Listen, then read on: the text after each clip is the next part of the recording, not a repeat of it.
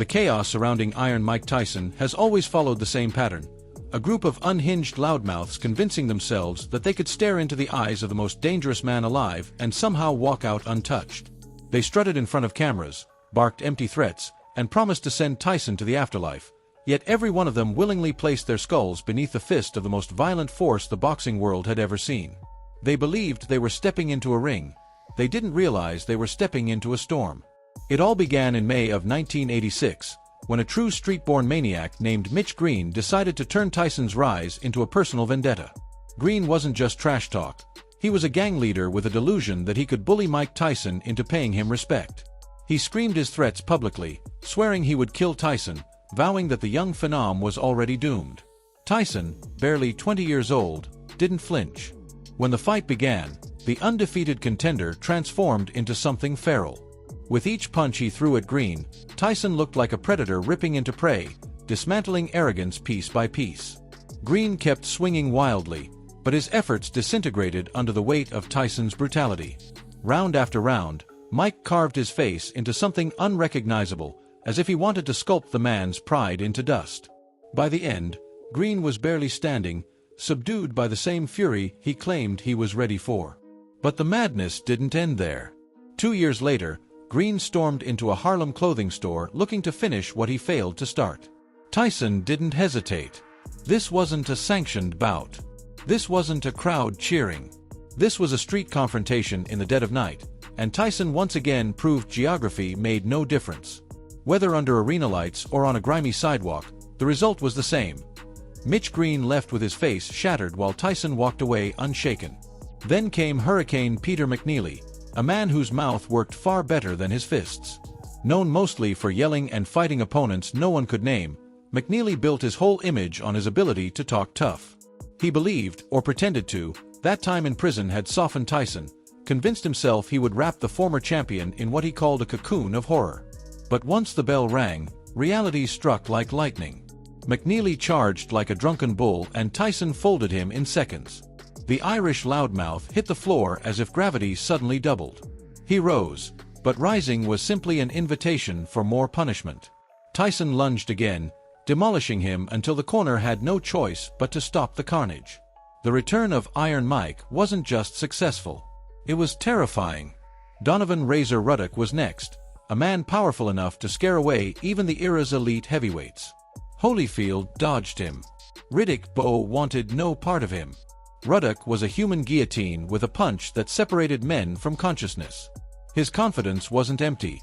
He truly believed he could dethrone Tyson.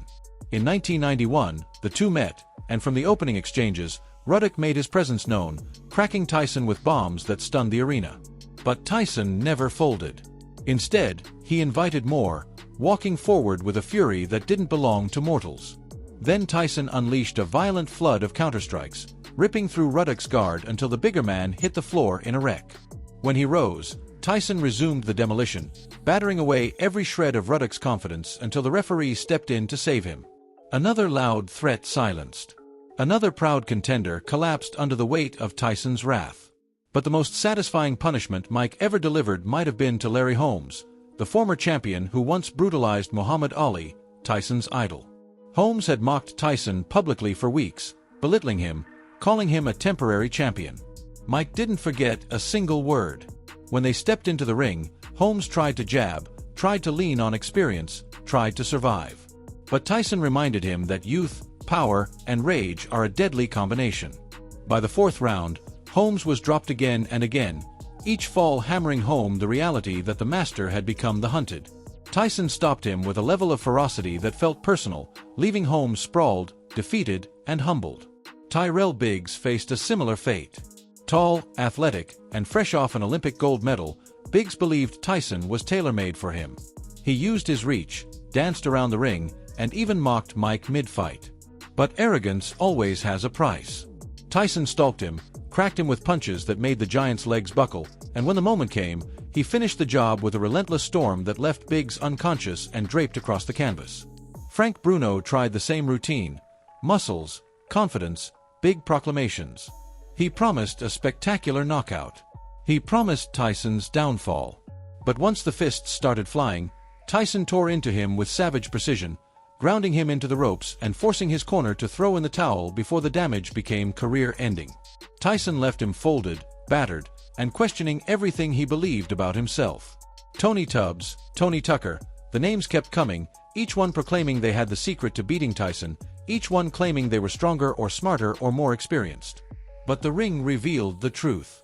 Each of these men discovered that facing Tyson meant facing a natural disaster. Fast, violent, unforgiving. They tried jabs, power shots, clinches, movement, but none of it mattered. Tyson found their weaknesses, exposed their arrogance, and shattered their plans with fists fueled by both skill and raw hunger. Time and time again, men tried to intimidate Tyson with words, but once they stood across from him, they understood a simple reality. Iron Mike Tyson didn't need to threaten anyone. His fists did all the talking. And each time someone swore they were the one to break him, Tyson simply broke them instead. If you enjoyed this deep dive into the chaos, domination, and unforgettable moments of Iron Mike's legendary path, make sure to hit like, subscribe, and turn on notifications. Which Tyson knockout shocked you the most?